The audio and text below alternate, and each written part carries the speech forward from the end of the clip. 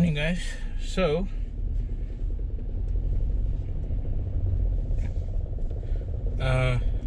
it's time to be off again.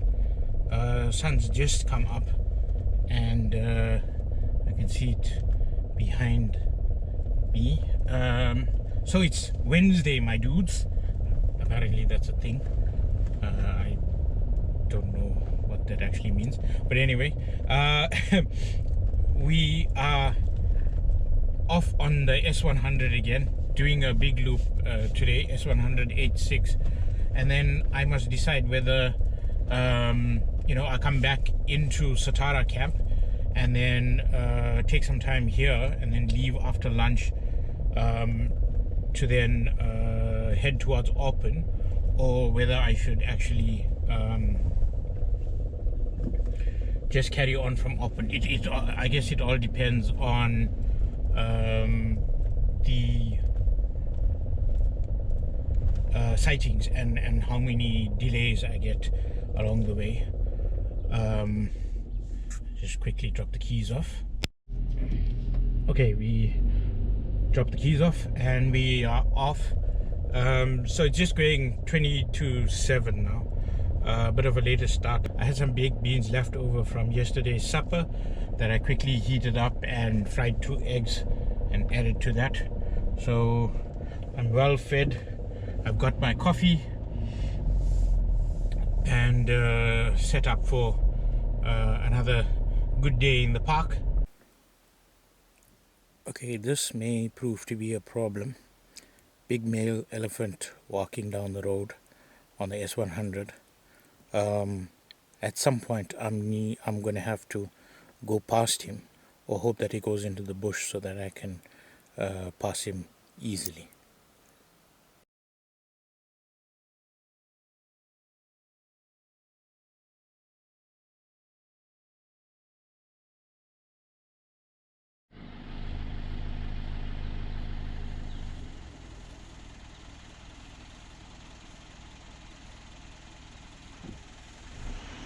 Okay guys, I need to quickly step in here. For some reason I lost the audio on my GoPro when I had the mic connected, so for a couple days I was recording video but no audio that accompanies it. So I stopped at this drainage line which actually had some water flowing in it, because I thought I saw a grey-headed kingfisher, but it actually was either a brown-hooded or a striped kingfisher that had flown past. And then as I was sitting there, I noticed across the way this huge sycamore fig, which you can see in the center of the frame. So the sycamore fig is actually quite a large tree that benefits a lot of animals, because it provides a home to them, and then also when it fruits, the fruit is eaten by monkeys while they're in the tree, and baboons while they're in the tree, and then any fruit that dropped to the floor can be eaten by impala or baboons or any other animals that eat it as they go past. So driving along the rivers and drainage lines in the Kruger, you'll see a lot of these trees as you go by.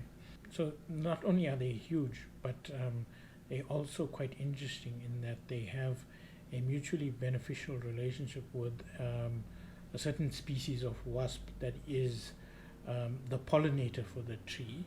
It's actually a mutually dependent relationship in that the wasp relies on the tree to complete its life cycle, and the tree relies on the wasp as a pollinator. So the adult female wasps have wings, and they fly from the tree that they were born and pupated in to a new tree, and they crawl through the flowers of the figs in trying to get to the fig fruit itself to lay their eggs in the fruit.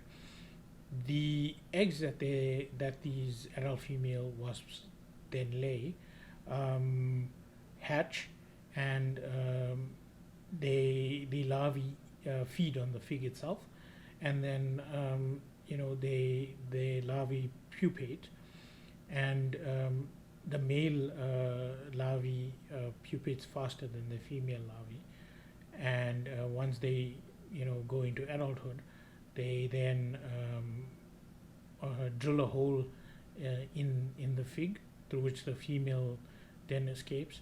I'm not too sure if the males that hatch with the females from these figs then mate with the female wasps, or if the females which have then wings fly off and then they mate with males on other sycamore figs before then trying to lay their eggs into the figs that the new tree almost has. Must do some research on that. But then these new females then when they fly from the original tree they were born in to the new tree, they actually then pollinate the sycamore fig as well in doing so. Both the fig tree as well as the wasp rely on each other for their life cycle. So without the wasp, the sycamore figs will cease to exist, and without the fig tree, the wasp's life cycle would not be able to be completed. The wasps don't live that very long. They there's research that says they could live as short as 9 to 12 hours, where it's enough time just to fly from the tree that they're born into a new tree and lay eggs again. But they do vary a little bit.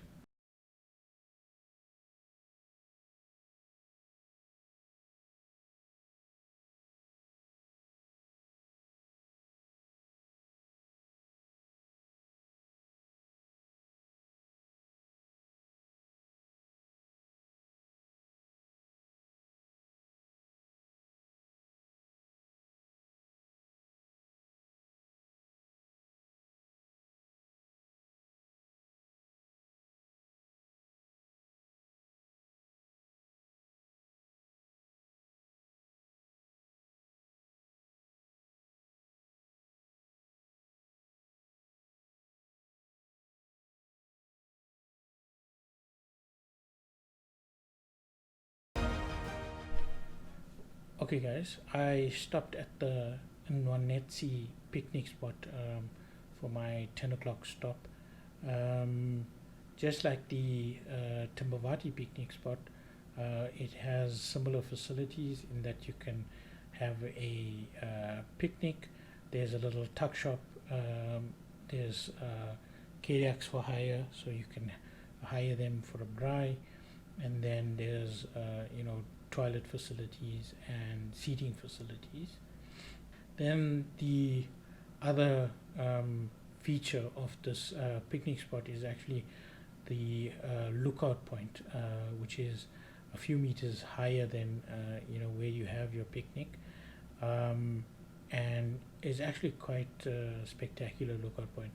It overlooks the Sweni river, I think it is. And while I was there, I saw elephants browsing the trees down below, which was quite nice to see.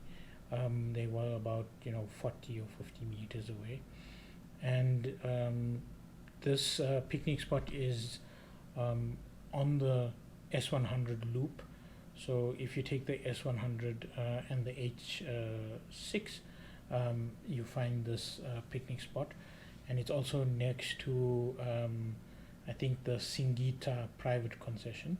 So Singita is one of the more exclusive lodges within the Kruger, and this picnic spot is almost at the same junction as Singita.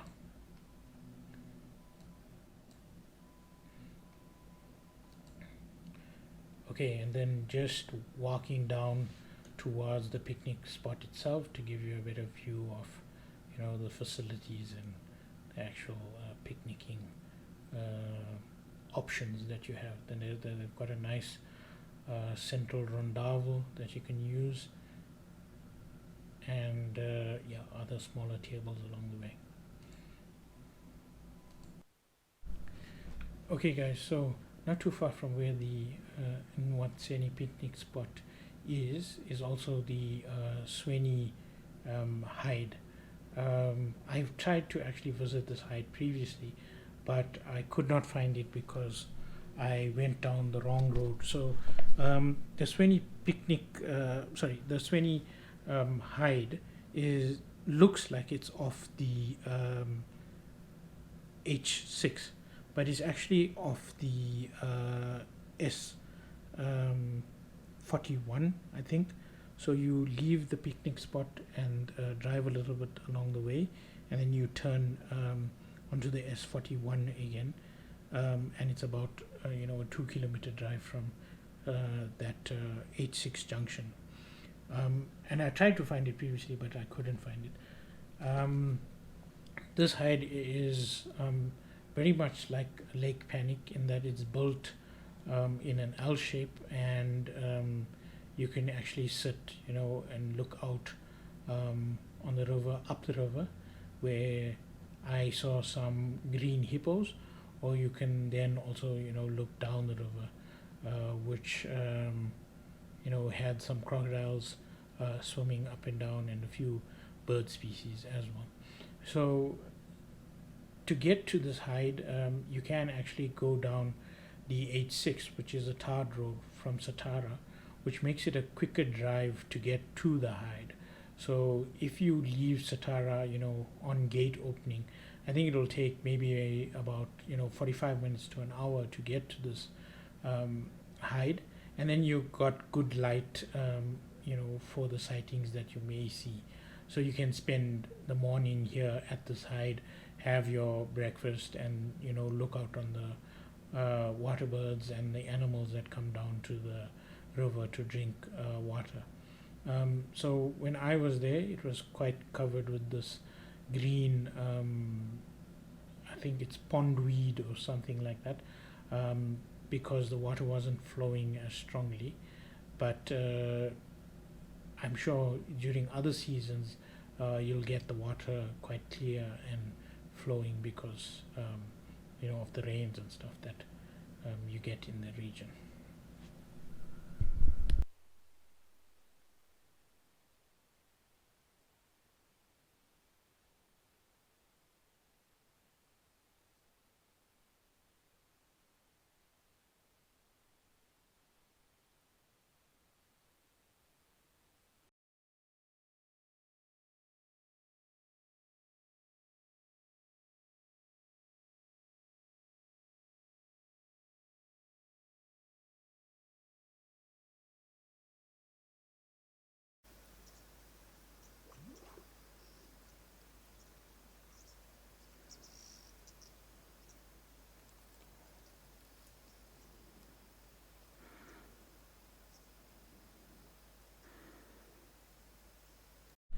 Okay, guys, so I decided to go back to Satara camp after I had done the S100 in Muzandzeni picnic spot and H6 loop. And, the Satara camp is actually one of my favorite camps because it's almost in the center of the park. So, by virtue of its location, Satara is in almost the middle of the park, and in the middle of a number of eco zones that you can easily get to. So if you look at the video from the previous day, I drove from Olifants down to Satara and passed through an area of stunted thornfelt. I think it's called stunted knobthorn, and then Marula, Knobthorn, and Open Savanna. So you'll see a video clip of the zebras grazing. That's quite open land. And then if you drive towards Orpen Gate, you get to Delagoa Thorn Thicket, and also if you drive more towards the south, towards Chokwane and Skukuza. And then you could also pass through, some of the other biomes and ecozones that are close. So you can get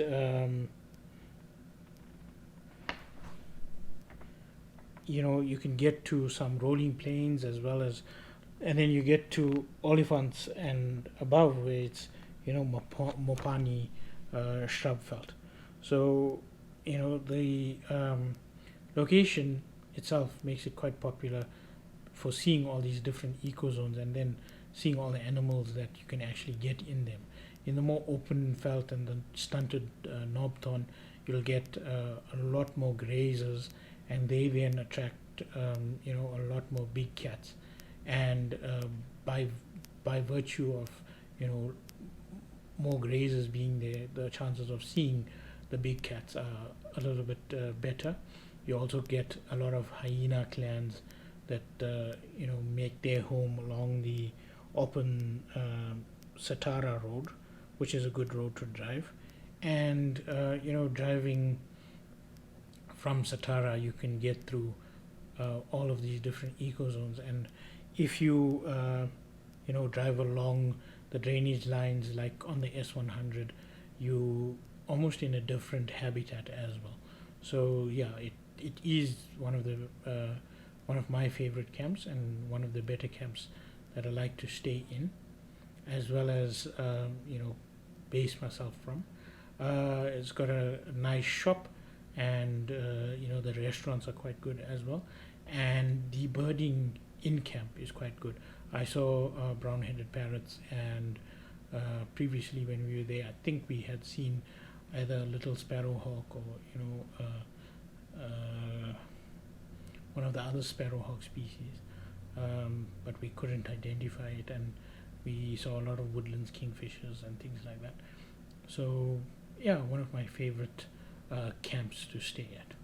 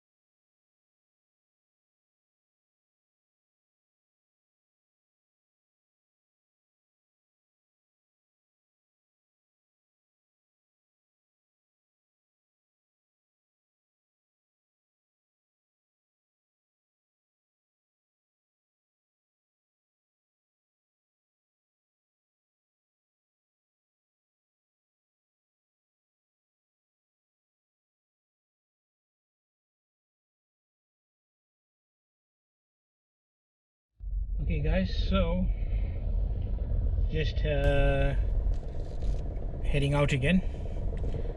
The hottest part of the day should be about now, and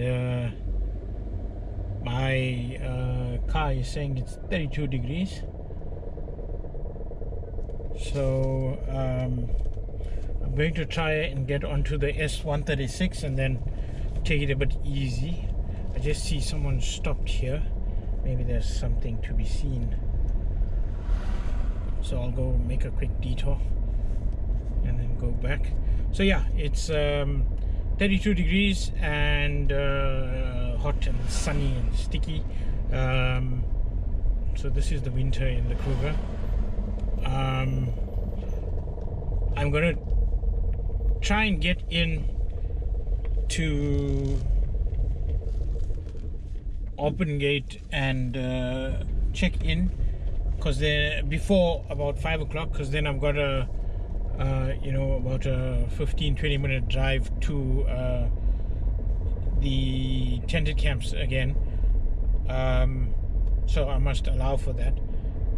I'm not too sure how it works, whether if you're in the gate and you're still driving, whether it's fine. But what also happens is that the light is quite bad by 5 or so, and it gets dark. So I want to get in and settle before it's totally dark. 2 nights ago we had the honey badger come through and hyenas at the fence, so let's see if we can avoid bumping into them in the dark. Also, if I get there a little bit early, I want to try and do some in-camp birding. I saw some nice birds when I was there on Sunday, and hopefully I can get some pictures of them.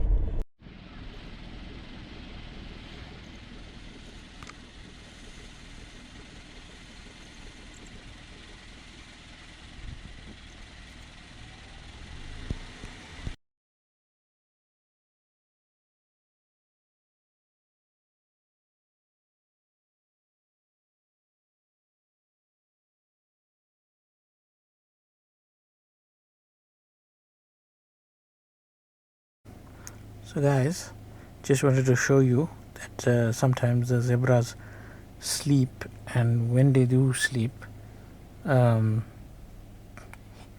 sleep flat on the ground like the one in the center there. Also, zebras are what they call the male and his harem of females. So the male is on the left, as you can well see, and then the rest of them will be females. Don't think there'll be any rival males, and they practice what is called the first wife rule or theory. The first zebra that this male gets as an adult will be his first wife, and she'll have special privileges, and then the next wife, then the third wife, fourth wife, each one will have a almost descending hierarchy in the harem.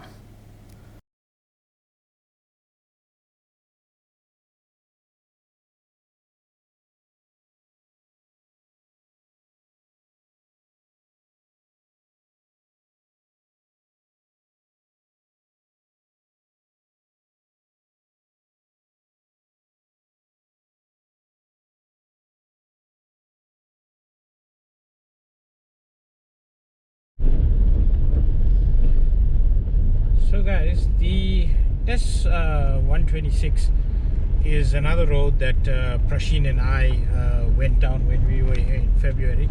So I can do a little bit of a comparison. One thing I have to tell you is we went down this road in the morning with the sun behind us. The sun is definitely against me now as it sets in the direction I'm driving in almost, and it's still quite high because it's only 2:15, so still quite early. As you can see, the road itself is much drier. Again, with the European rollers gone back to Eurasia, there's a definite lack of bird life, but the hornbills that we saw, so the yellow-billed and the red-billed hornbills that we saw on this road when we came down it in February are still around, seemingly. Obviously, I don't know if it's all of them or still a few individuals who just are resident in this area. Yesterday I saw the lions on this same road about where I'm passing now. Doesn't seem to be any activity at the moment. There's actually a herd of impala up ahead that don't seem to be too fussed, so don't think there's any big predators around. So yeah, I think definitely a road to to try and drive in the mornings rather than the afternoons, or you're going to be fighting the sun. You do have one side though, so if you're driving west, your left hand side will be favorable in terms of where the sun is lying. So I think given that I'm driving alone, it actually helps because I don't have to look right, or I don't have to look right as much as I look left, because left is where I can take photos of, and it's also where the river runs. I think it's the Sweni river. So that gully, that drainage line where the river runs could possibly be home to some leopards and some interesting birds. So looking left is definitely the way to look as you're driving west.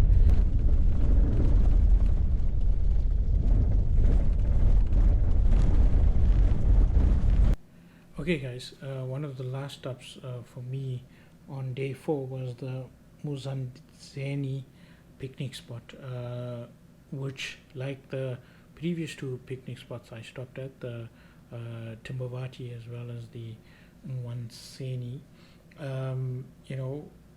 is almost a nice little setup to sit and have your breakfast in, with tables, chairs, bathrooms, a small tuck shop, and water boiling facilities, I think, again.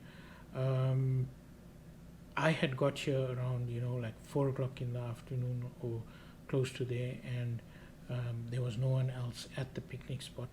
I think it's more popular towards the morning times, so I had the picnic spot to myself. I think there was a lot of burns happening on the afternoon I visited as well, so it may have discouraged people from driving down the S36 or the S126. So yeah, I think at other times it could well be much busier.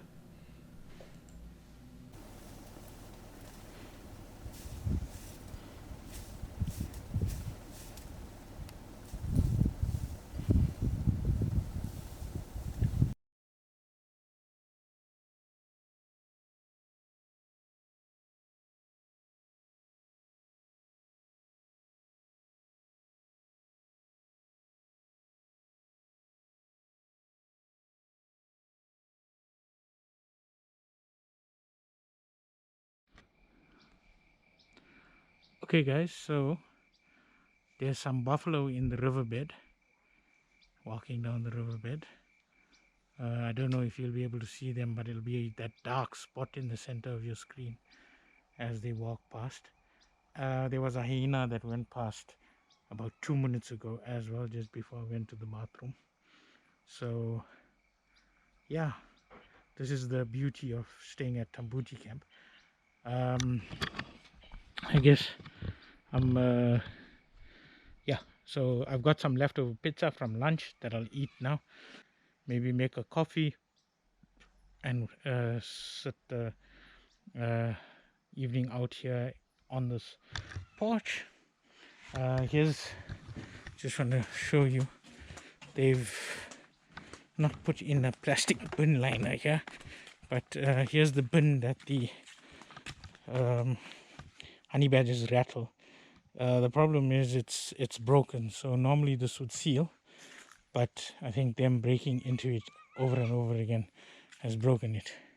Okay, so I'm going in the wrong direction. Oh yeah, so let me grab my pizza from the car and we'll have supper, then shower, call it a night. Full moon tonight, so bathroom breaks become trips to actually check out the moon.